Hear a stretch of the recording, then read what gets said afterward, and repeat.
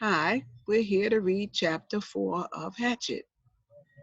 You can follow along with me or listen and read and follow along later on. I'm recording this chapter.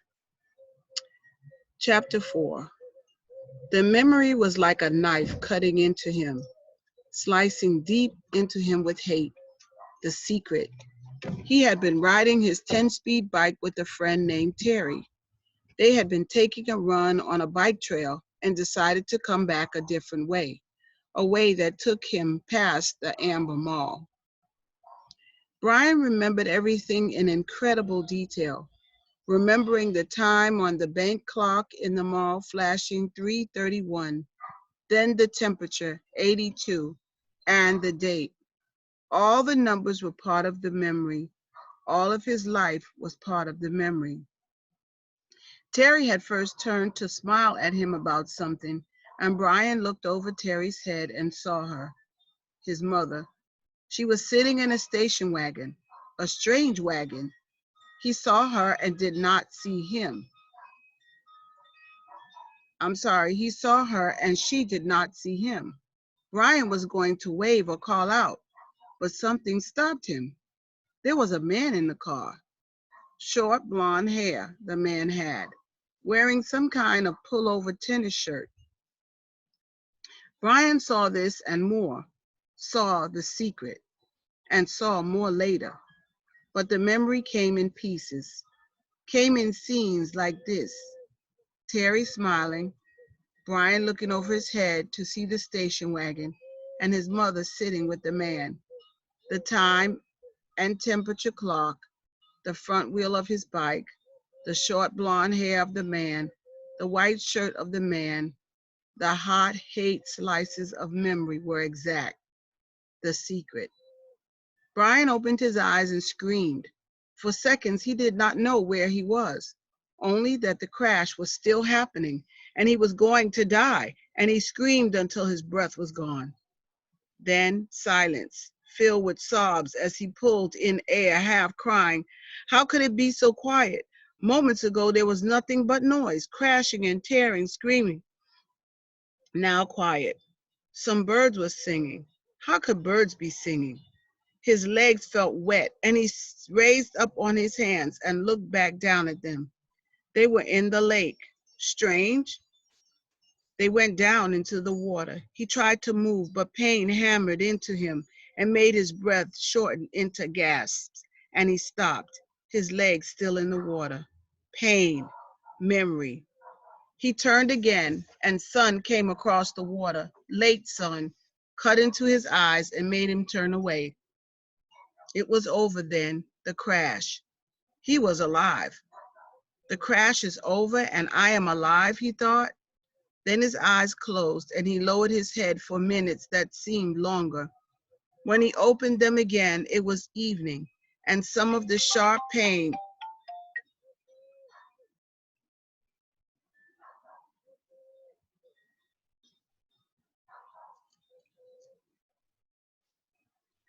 had abated. There were many dull aches, and the crash came back to him fully. Into the trees and out onto the lake. The plane had crashed and sunk in the lake, and he had somehow pulled free. He raised himself and crawled out of the water, grunting with the pain of movement. His eyes were on fire, and his forehead felt as if someone had been pounding on it with a hammer, but he could move. He pulled his legs out of the lake and crawled on his hands and knees until he was away from the wet, soft shore and near a small stand of brush of some kind. Then he went down, only this time to rest, to save something of himself. He lay on his side and put his head on his arm and closed his eyes because that was all he could do now, all he could think of being able to do. He closed his eyes and slept, dreamless, deep and down. There was almost no light when he opened his eyes again. The darkness of night was thick, and for a moment he began to panic again. To see, he thought, to see is everything, and he could not see. But he turned his head without moving his body and saw that across the lake the sky was a light gray. that the sun was starting to come up, and he remembered that it had been evening when he went to sleep. Must be morning now, he mumbled, almost in a hoarse whisper. As the thickness of sleep left him, the world came back. He was still in pain, all over pain. His legs were cramped and drawn up, tight and aching, and his back hurt when he tried to move. Worse was a keening throb in his head that pulsed with every beat of his heart. It seemed that the whole crash had happened to his head. He rolled on his back and felt his side and his legs moving things slowly. He rubbed his arms. Nothing seemed to be shattered or even sprained all that badly.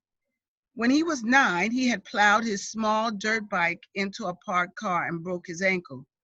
Had to wear a cast for 8 weeks. And there was nothing now like that.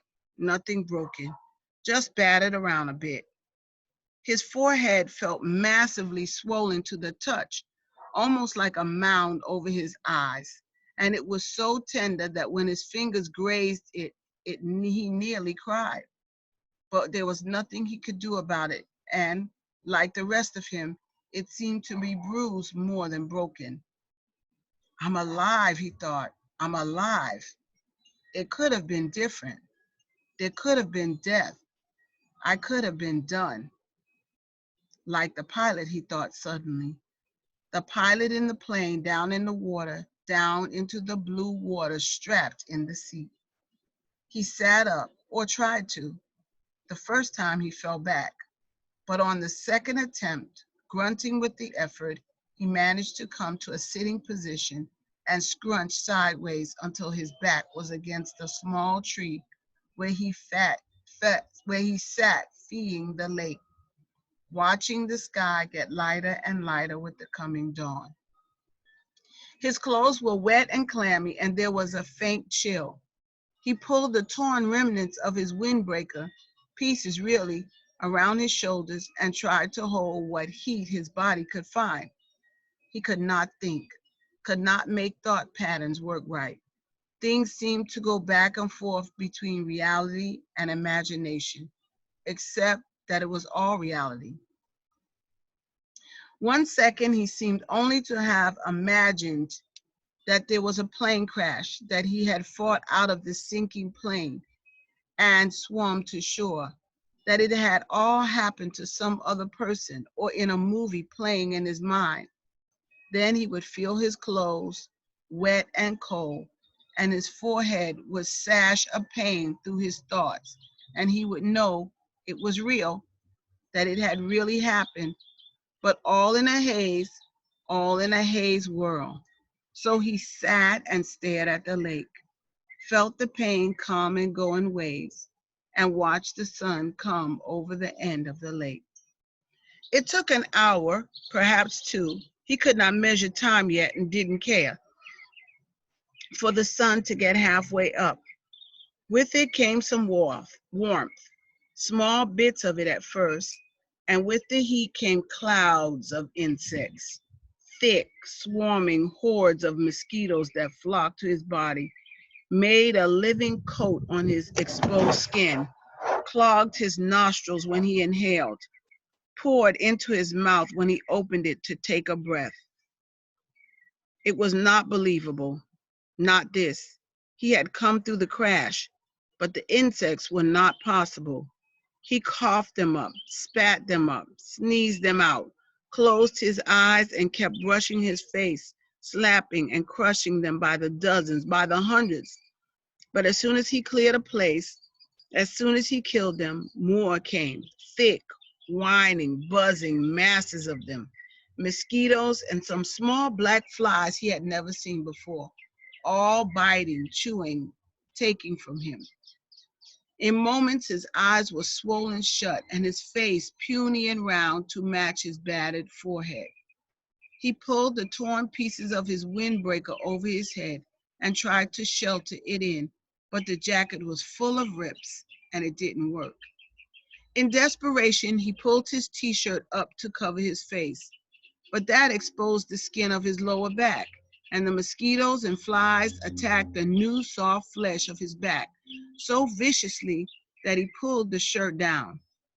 In the end, he sat with the windbreaker pulled up, brushed with his hand, and took it, almost crying in frustration and agony. There was nothing left to do. And when the sun was fully up and heating him directly, bringing steam off his wet clothes and bathing him with warmth, the mosquitoes and flies disappeared. Almost that suddenly. One minute he was sitting in the middle of a swarm, the next they were gone and the sun was on him. Vampires, he thought.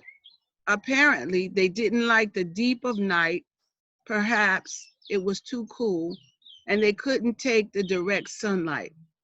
But in that gray time in the morning, when it began to get warm and before the sun was mill up and hot, he couldn't believe them. Never in all the reading, in the movies he had watched on television about the outdoors, never once had they mentioned the mosquitoes or flies. All they ever showed on the naturalist show was beautiful scenery or animals jumping around having a good time. Nobody ever mentioned mosquitoes and flies. Ugh! He pulled himself up to stand against the tree and stretch, bringing new aches and pains. His back muscles must have been hurt as well. They almost seemed to tear when he stretched, and while the pain in his forehead seemed to be abating somewhat, just trying to stand made him weak enough to nearly collapse. The backs of his hands were puffy, and his eyes were almost swollen shut from the mosquitoes, and he saw everything through a narrow squint. Not that there was much to see, he thought, scratching the bites. In front of him lay the lake, blue and deep. He had a sudden picture of the plane, sunk in the lake, down and down in the blue, with the pilot's body still strapped in the seat, his hair waving. He shook his head. More pain. That wasn't something to think about. He looked at his surroundings again. The lake stretched out slightly below him. He was at the base of the L, looking up the long part with the short part out to his right.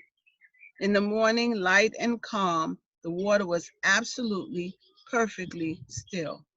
He could see the reflection of the trees at the other side of the lake. Upside down in the water, they seemed almost like another forest, an upside down forest to match the real one. As he watched a large bird, he thought it looked like a crow, but seemed larger, flew from the top, real forest, and dye reflection bird matched it, both flying out over the water. Everything was green, so green it went into him. The forest was largely made up of pines and spruce, with stands of some low brush smeared here and there, and thick grass and some other kind of very small brush all over. He couldn't identify most of it, except the evergreens and some leafy trees he thought might be aspen. He'd seen pictures of aspen in the mountains on television. The country around the lake was moderately hilly, but the hills were small, almost hummocks, and there were very few rocks except to his left. There lay a rocky ridge that stuck out overlooking the lake, about 20 feet high. If the plane had come down a little to the left, it would have hit the rocks and never made the lake. He would have been smashed, destroyed. The word came. I would have been destroyed and torn and smashed, driven into the rocks and destroyed. Luck, he thought. I have luck. I had good luck there. But he knew that was wrong. If he had good luck, his parents wouldn't have divorced because of the secret. And he wouldn't have been flying with a pilot who had a heart attack. And he wouldn't be here where he had to have good luck to keep from being destroyed. If you keep walking back from good luck, he thought, you'll come to bad luck. He shook his head again, wincing. Another thing to think about. The rocky ridge was rounded and seemed to be of some kind of sandstone with bits of darker stone layered and stuck into it. Directly across the lake from it, at the inside corner of the L, was a mound of sticks and mud rising up out of the water, a good 8 or 10 feet.